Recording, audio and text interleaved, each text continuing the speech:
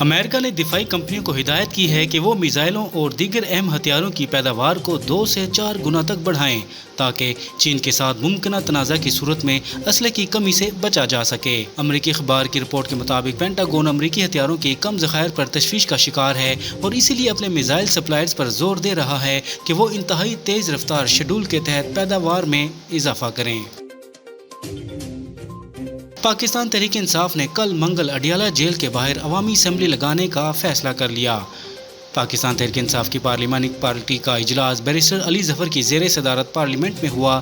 P T I کی جانب سے جاری اجلاس کے اعلامیے میں کہا گیا کہ تحریک انصاف کا کل بروز منگل اڈیالہ جیل کے باہر عوامی اسمبلی لگانے کا فیصلہ کیا ہے، جس میں اراکین قومی اسمبلی و سینٹ کو شرکت کی ہدایت کی گئی ہے۔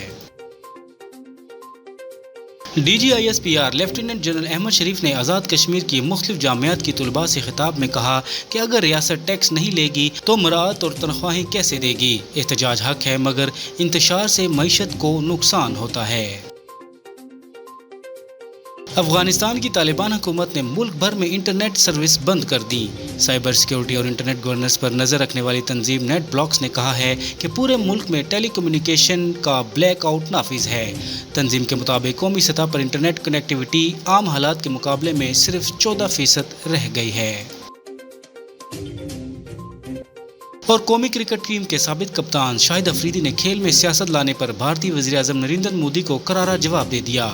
گزشتہ رات ایشیا کپ میں بھارتی ٹیم کی کامیابی کے بعد نریندر مودی نے ایکس پر بھارتی ٹیم کو مبارکباد دیتے ہوئے سیاسی بیان بازی بھی کی اور آپریشن سندور کی کامیابی کا جھوٹا دعویٰ بھی کیا۔ شاہد افریدی نے ایکس پر جاری بیان میں بھارتی وزیر اعظم کو جواب دیتے ہوئے پاک فضائیہ کے ہاتھوں بھارتی طیاروں کی تباہی کو یاد کروایا اور کہا کہ یہ ہے اصل فرق، ہم ہمیشہ خالص اسپورٹس مین شپ کے ساتھ کھیلے ہیں اور جنگ کو کھیل سے دور رکھا ہے، مگر دنیا نے دیکھ لیا کہ جب جنگ کا نتیجہ آیا تو اسکور بورڈ پر اسکور 7-0 تھا۔